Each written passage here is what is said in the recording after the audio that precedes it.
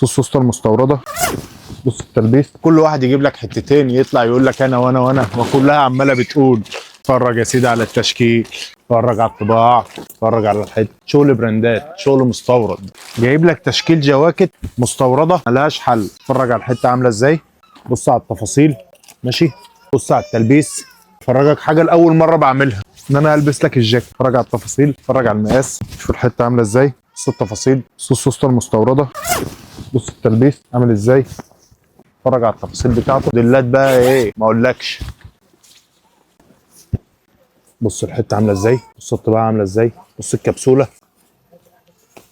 ماشي. اتفرج على الدفايه، انا عايز اتحدى حد يقول لي ان دي دفايه، كل اللي هيشوفها يقول ترنج، ماشي. اتفرج على الخامه، مصنع لامار ابدع في صناعه ترنج. بص الخامه من جوه عامله ازاي، اتفرج على التشكيل، اتفرج على الحلاوه. طبعا مش هتلاقوا عندنا بس هنا جواك، لا هتلاقي عندنا هنا سويتشيرتات خروج وتيشيرتات. بص الكيسه المستورده، اتفرج على الموديلات، حاجات ترند. اتفرج على الشغل عامل ازاي، شايف الخامه القطيفه، اتفرج.